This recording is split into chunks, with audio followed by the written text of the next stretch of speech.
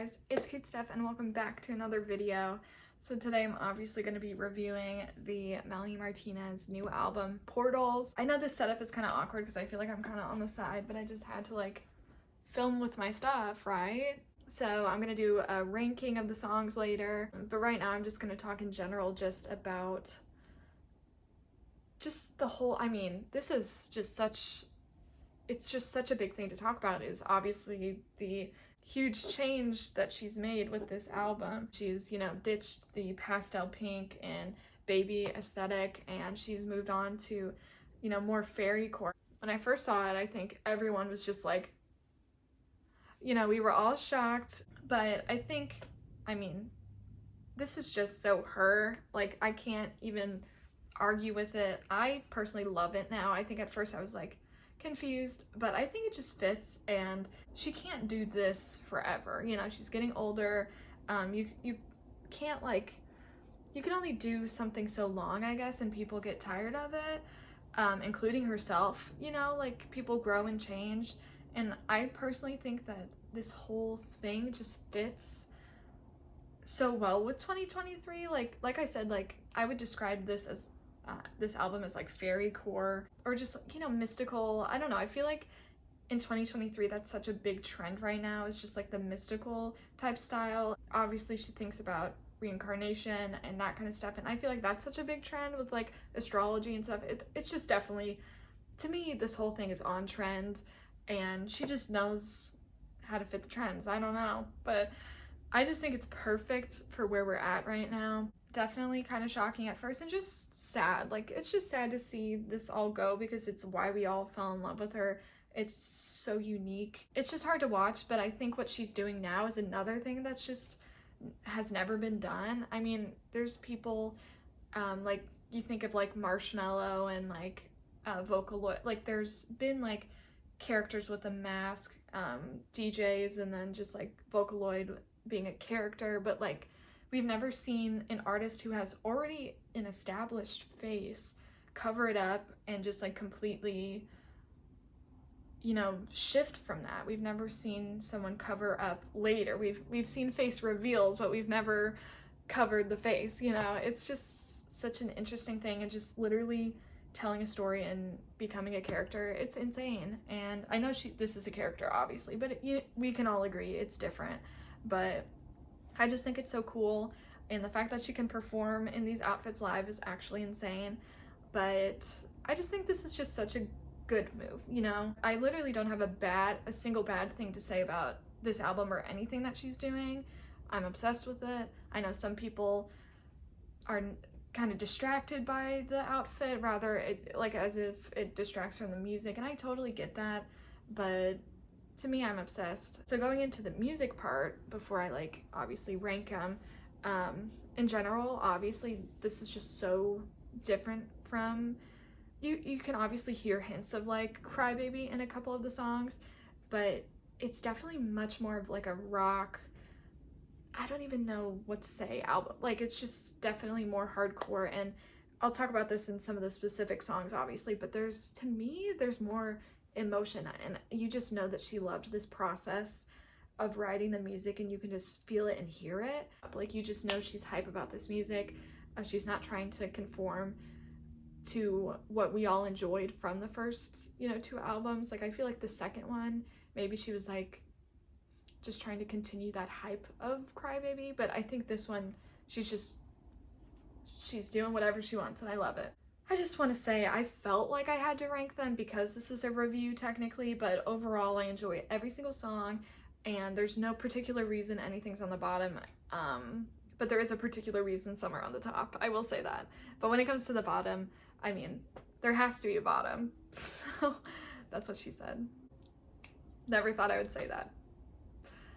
Okay, anyway, here's my ranking. It's so rough, like this could change by next Friday. This is just very rough. This is me after listening to the whole thing, I think like 3 or 4 times in a row. The first one is the Contortionist. Hopefully I'm saying that right. A lot of these words I'm gonna butcher, I'm just letting you know. But that would have to be my number one. I was a Nurse's Office stan. I love the way she uses sound effects, and just the layering of the vocals. Actually incredible, gives me chills. definitely one that I keep, like, when I finish the whole thing, I go back and listen to that one. So it's definitely one I keep going back to. Next is Evil. You can just feel the anger in her voice, and I'm pissed as well. We don't like Oliver Tree, and we can feel that, and I'm on board with her. Like, I just want to scream with her, and I've never even been through like a rough, bad breakup. I've been lucky in that they've been easy, but this just, it's still bringing out the anger in me. Then we have Void and Death. That's because I've been obsessed with the snippets, and just obviously Death has been out for a minute. So those are just, I know by heart already, so of course they're like up there for me, you know. And after that, we have Battle of the Larynx. I hope I'm saying that right as well. And then Spiderweb. Spiderweb specifically, obviously, to me, this reminds me of her other albums and just the way that she takes like the internet, the web, and talks about it as a spider web. I just think that's so her, and obviously very on trend with what she does. I just knew the second I clicked that song that she was gonna make me feel like an itsy bitsy spider, you know? You just knew that she was gonna accomplish it, and she did. Next is like Leeches and Tunnel Vision. Same thing. There's just certain lines in those songs that just get me. Mooncycle. I love how she uses the cramp noises. I love that she's just so open about talking about it, period, and the fact that it's called Mooncycle matches the, you know, the whole Portals aesthetic. Like, she just does such a good job, and I have nothing bad to say. Then we have Womb. Light Showers, just, I just wish she did a couple more slow songs. I mean, I love all of her music, but sometimes her slow songs just hit, and I'm just like, can we get a couple more? So I love Light Shower. Then it's Nymphology. And then in last place is, I think it's Fairy Soiree. I don't know if I'm saying that right, but no particular reason that these two are on the bottom. I personally love them both, but I mean, just something has to be there, unfortunately. Because I was editing this so late, I'm gonna go ahead and say my deluxe ranking because that came out and I obviously have to talk about it. Definitely on the top is Milk of the Siren. It might take the top spot of the whole album, honestly. I just love how it sounds like Euphoria, the Euphoria soundtrack. I just love how it talks about men and everything. It's just so iconic. Let Them Drown, right? And then I gotta say Powder. Like, at first I just didn't know, because especially because her voice is so, you know, auto-tuned and like, you know, obviously not her voice. But now I'm obsessed with it because I saw a video of the lyrics on TikTok. And so now that I like know what she's actually saying, I actually really love it, and it's so lyrically so good. And then last place is Pluto, and I just need to warm up to that a little bit too. But out of those three, that's my ranking.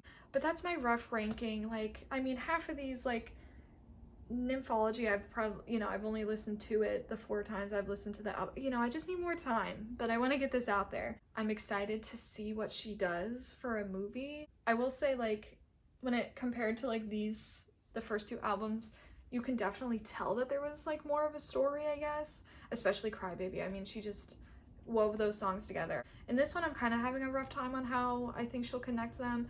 Obviously, the transitions in between the songs, like Nymphology into Evil, amazing. Chef's Kiss. But in general, story-wise, I'm not sure how they're gonna connect, but we'll get it in time, and I'm gonna, you know, I know that she knows what she's doing, and I know it's gonna be amazing. So I have, you know, no fear. But so I'm excited to see what she comes up with. I'm personally gonna go to her website and buy through her, because apparently she doesn't have the funds yet, you know, to produce this, because it's so definitely relies on video effects and just stuff like that. So I'm gonna be helping her get those funds, because I need this now, and I think we all agree we need this now. So that's about all I have to say, and I want to know your guys' thoughts. Obviously, leave your rankings below if you can do it. Like I said, it's just almost impossible, but leave your rankings if you can. Thank you guys so much for watching. I'll see you guys in my next video. Bye.